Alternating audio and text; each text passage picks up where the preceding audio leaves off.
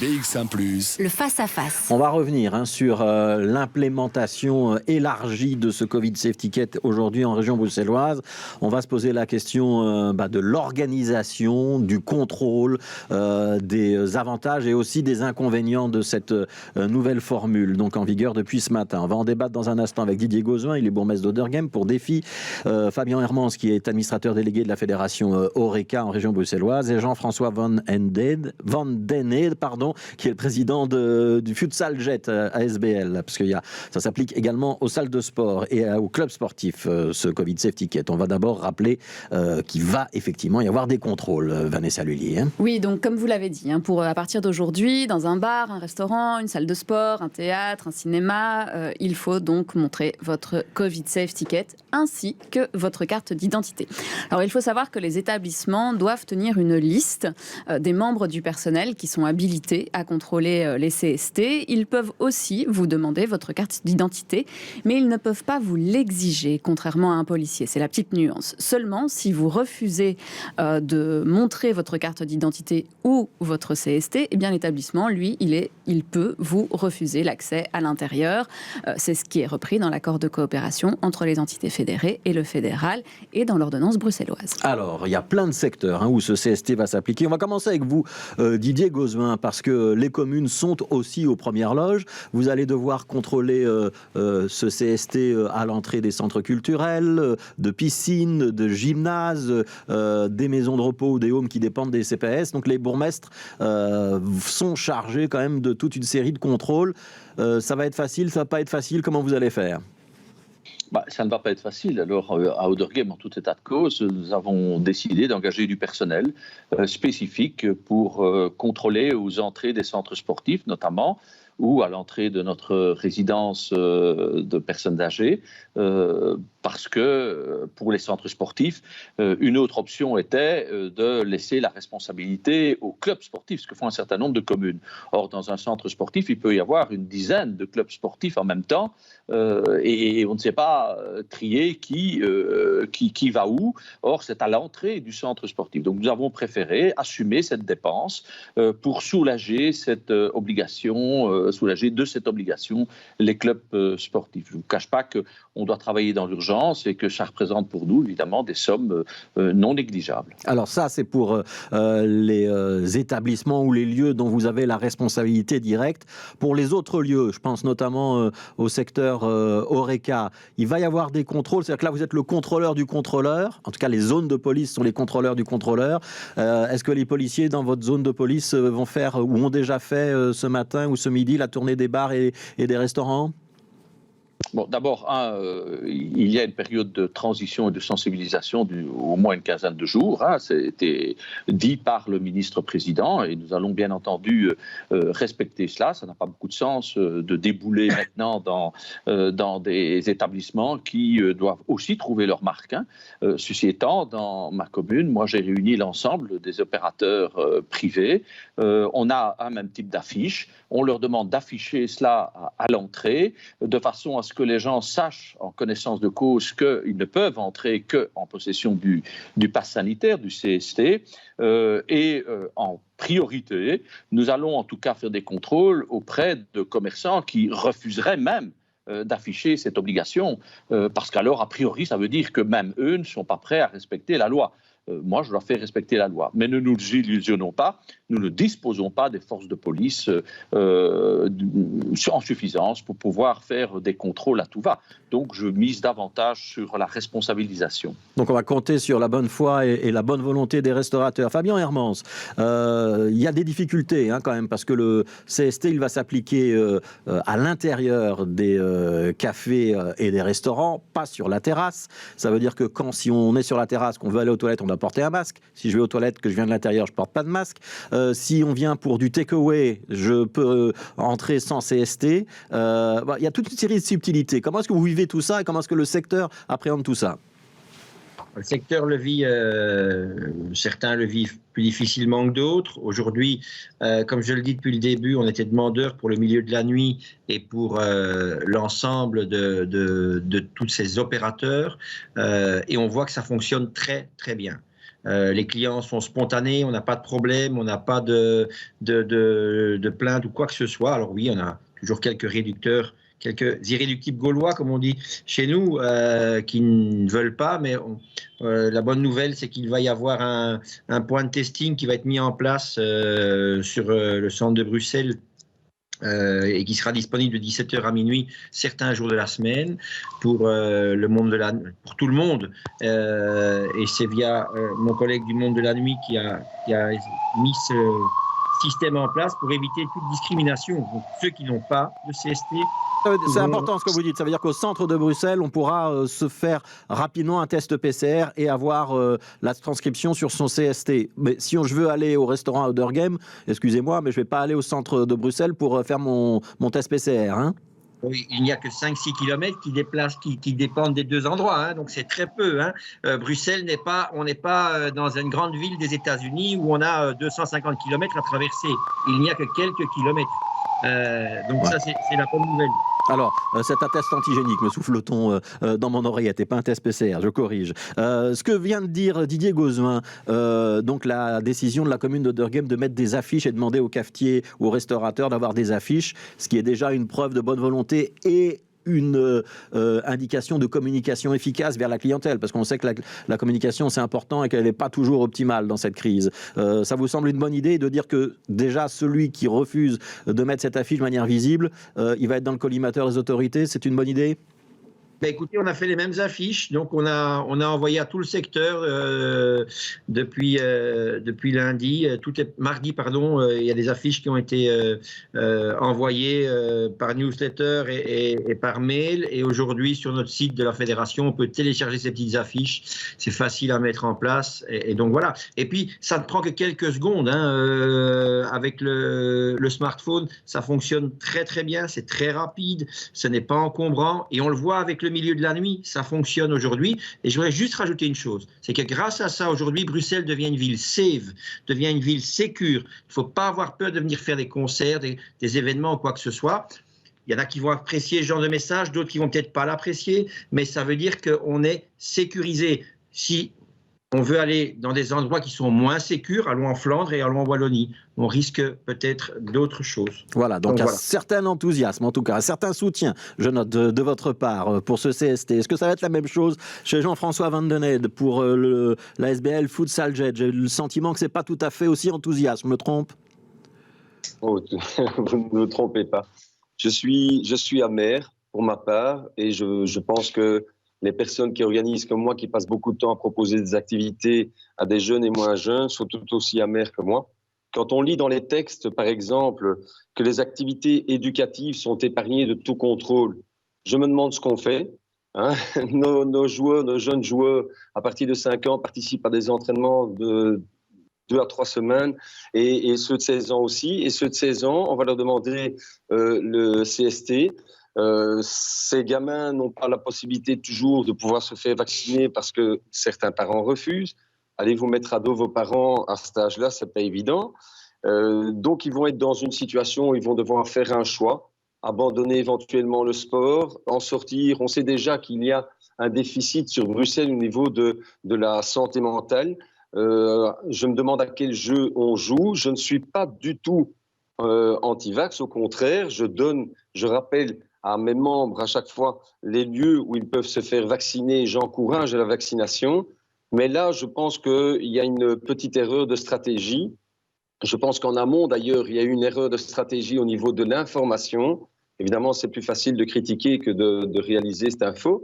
Mais quand j'entends ce qui circule et les motifs du refus de la vaccination, c'est assez ahurissant, du style on peut quand même choper le virus et le transmettre, c'est le cas de tous les vaccins. Donc, je ne comprends pas la logique. Mais moi, je regrette vraiment, pour en revenir là-dessus, je regrette vraiment que le sport,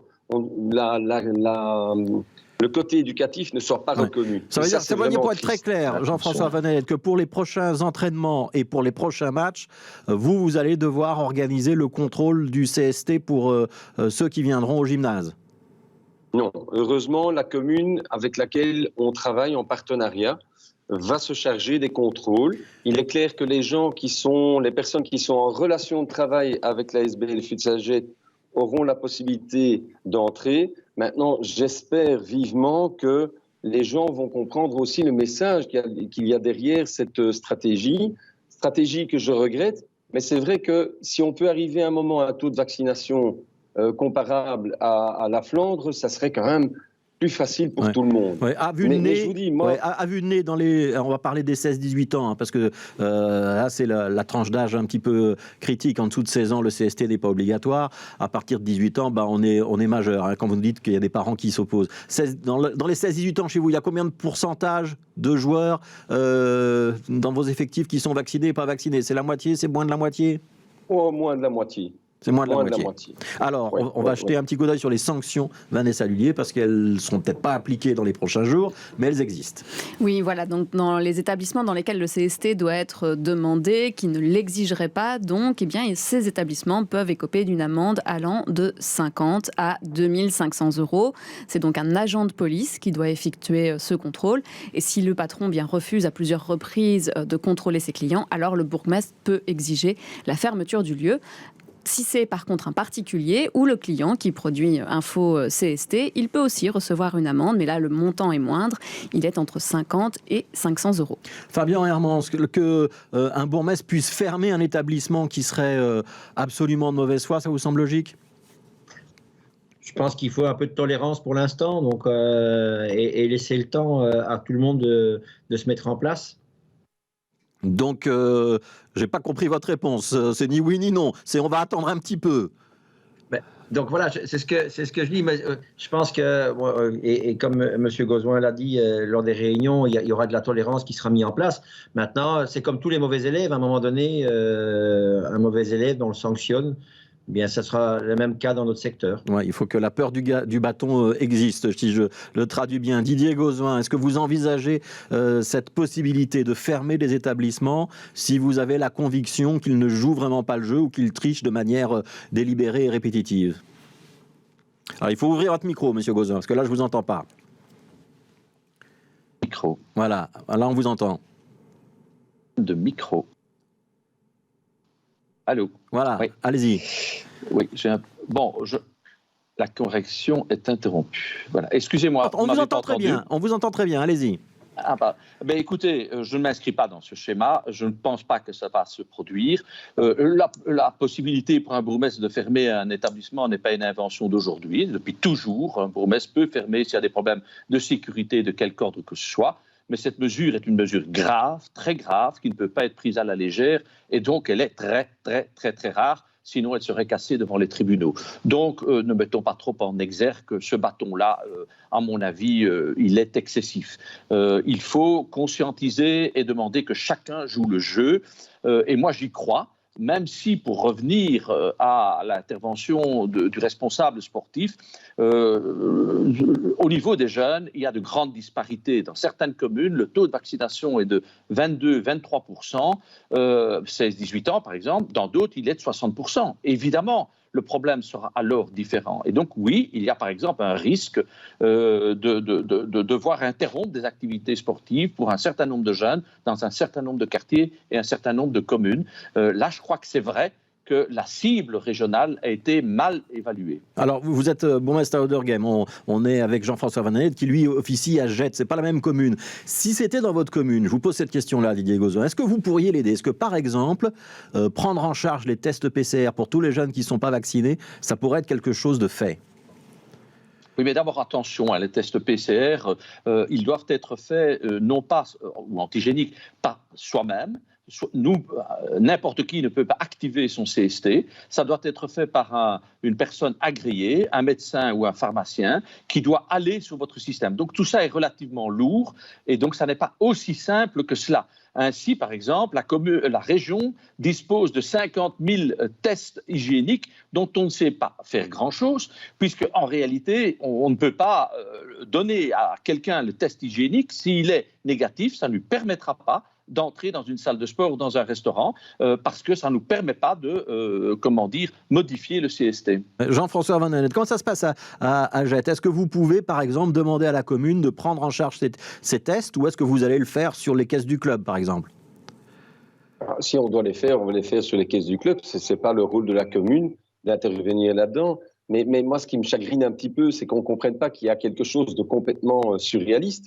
Un même jeune de 16 ans va pouvoir rentrer dans le hall de sport de Gênes, par exemple, avec son école sans problème. On ne va rien lui demander du tout. Mais par contre, il y retourne une demi-heure après, il veut faire son activité en club. Là, on va vérifier, et s'il n'est pas vacciné ou que son test n'est pas en ordre, son CST, il ne pourra pas entrer. Mais où est la logique, honnêtement? Alors j'entends bien, il faudrait participer à l'effort. On participe à l'effort d'information. Mais honnêtement, est-ce qu'on ne peut pas reconnaître au sport sa valeur éducative?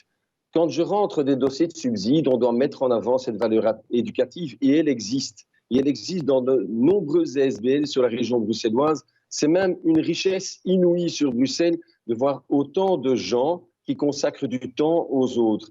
Et là, on décourage ces gens. Mais franchement, il y a une incompréhension de ma part à ce niveau-là. Jean-François Van Den Heydt, si je vous comprends bien, vous demanderiez à ce que pour les équipes de jeunes, par exemple, en dessous de 18 ans, on soit soumise aux mêmes règles que l'école, c'est ça l'idée? Exactement, tout à fait. Vous allez porter l'idée, vous avez une chance d'être entendu ou ça va être compliqué? C'est un petit peu tard, écoutez, vous allez me dire. Non, mais je passe chez vos confrères de la RTBF, je repasse lundi prochain et je compte bien appuyer sur cette idée-là parce que je pense que les communes et les bourgmestres, ils sont quand même au courant de la valeur éducative de nos activités. Et ça serait intéressant de les reconnaître en passant à l'action à ce niveau-là. Rien n'est facile, je sais. Et puis il y a quand même un autre cas de figure dont on n'a pas parlé aujourd'hui, et je voudrais quand même en parler. C'est tous ces gens qui sont en Covid long et qui n'ont pas le droit de se faire vacciner, qui n'ont pas un CST, si ce n'est à coût de frais supplémentaires. Ils sont doublement sanctionnés, ces gens, par l'application de ces règles. Il faut trouver une solution, d'une part pour les jeunes, et je pense que la piste que vous soulevez est la bonne, c'est de reconnaître le caractère éducatif de nos activités et puis permettre aux gens qui sont en Covid long de pouvoir présenter autre chose que ce simple CST pour pouvoir rentrer, voir leurs enfants, les accompagner. On a besoin de sérénité pour l'instant, je pense. Ouais. Je retourne chez vous, Fabien Hermans, parce que j'aurais quand même vu dans la presse, notamment chez mes confrères de la presse écrite, qu'il y avait quelques restaurateurs qui annonçaient Urbi et Orbi qu'ils n'appliqueraient pas le CST et qu'ils ne feraient pas de contrôle. Ce sont des francs-tireurs, des têtes brûlées? On a plus de 80% du secteur qui est favorable et donc on n'a pas de problème. Maintenant, je rebondis un peu et je comprends tout à fait Monsieur Van Den Heydt quand il dit qu'une classe et des jeunes à l'école peuvent rentrer en salle de sport sans CST et que, comme il dit, une demi-heure après, voilà, un tout petit peu de cohérence. Et je pense qu'au niveau fédéral et régional, cette cohérence aurait dû peut-être être mis en avant parce que ça permet aussi de garder les activités et pas de se retrouver face à des situations qui vont devenir peut-être difficiles d'ici quelques temps. Ouais. Donc voilà, on ne vit pas la même, je veux dire, par rapport à notre secteur, on n'est pas dans la même situation parce que nous, on sait que nos clients sont favorables et veulent continuer à venir au restaurant. Et donc voilà, et on doit permettre de relancer aussi tout un autre secteur qui est le milieu événementiel, séminaires, congrès et autres. Et donc c'est une grosse demande aussi à ce niveau-là. Vous n'avez pas de crainte, Fabien Hermans, que quand même à l'entrée de certains bars, certains soirs, ce soit un petit peu compliqué, qu'il y ait un petit peu de chahut et des gens qui essayent quand même malgré tout de s'imposer? Comment il va faire le cafetier dans ce cas-là? Eh bien, je vais vous dire, les boîtes de nuit, on pensait qu'il allait y avoir du chahut. Il n'y en a pas eu. Que du contraire, certaines personnes sont venues d'elles-mêmes avec leur test antigénique. Et donc, elles étaient super heureuses de pouvoir revenir à la fête. Et l'avantage qu'il y a, parce qu'il y a un gros avantage à ça, c'est que toutes les mesures s'en vont. Quand on se retrouve à l'intérieur, on revit. S'il vous plaît, revenons à une vie normale. Ça va nous prendre peut-être 1 mois, 2 mois, 3 mois, encore un tout petit peu d'effort. Et puis voilà, parce que la mesure, elle est jusqu'au 15 janvier. On sait très bien que la mesure européenne va jusqu'en juin 2022. Mais au plus vite tout se résorbe, au plus vite on revient à une vie normale pour tout le monde. Jeunes, moins jeunes, l'ensemble de la population. On a été fermé 18 mois pour 11 millions de Belges. Ouais, Il ne faut pas l'oublier. Hein. On ne l'a pas oublié, on s'en souvient très bien. Fabien Hermans, le mot de la fin avec vous, Didier Gauzuin. J'aimerais que vous répondiez à Jean-François Van den Hede sur l'idée de dire les clubs de sport en dessous de 18 ans, en tout cas, on pourrait peut-être considérer que c'est la même chose que l'école. Réponse là-dessus, même si ça ne dépend pas de vous, évidemment. Et puis, est-ce que vous partagez l'enthousiasme de Fabien Hermans sur, on a un moment un petit peu compliqué peut-être là maintenant, mais c'est pour aller vers un mieux. Nous sommes vraiment dans une erreur de stratégie au niveau des jeunes. Et je l'ai dit comme bourgmestre, mais maintenant, il faudrait remodifier l'ordonnance. Hein, soyons clairs, il faut rechanger la loi. Et donc, ça n'est pas simple, ça va prendre du temps. Mais je crois qu'effectivement, il y aura des problèmes au niveau des centres sportifs. Et je le regrette. Nous aurons des difficultés dans les communes et probablement plus dans certaines communes que dans d'autres, vu que le taux de vaccination varie de commune à commune et de quartier à quartier. Donc là, vous soutenez l'idée. C'est-à-dire que Jean-François Van den Hede a déjà trouvé au moins un allié. Absolument. Ouais. Et sur l'enthousiasme de Fabien Hermans de dire on va retourner vers une vie normale et c'est un outil vers une vie normale et ça va aller mieux demain. C'est un outil vers une vie normale, mais vous voyez aujourd'hui l'inquiétude. Il y a une nouvelle flambée importante dans l'Est et même chez nos voisins aux Pays-Bas et en Royaume-Uni. Donc soyons quand même très très très prudents, d'où l'utilité d'augmenter le taux de vaccination. Voilà, ce sera le mot de la fin. Merci beaucoup Didier Gauzuin, bourgmestre d'Oderghem pour Défi, Jean-François Van den Hede, président de l'ASBL du Foot Club, je vais me retrouver dans une petite feuille, Futsal Jet, et Fabien Hermans qui est administrateur, lui je le connais par cœur, administrateur délégué de l'ORECA Bruxelles. Merci beaucoup à tous les trois.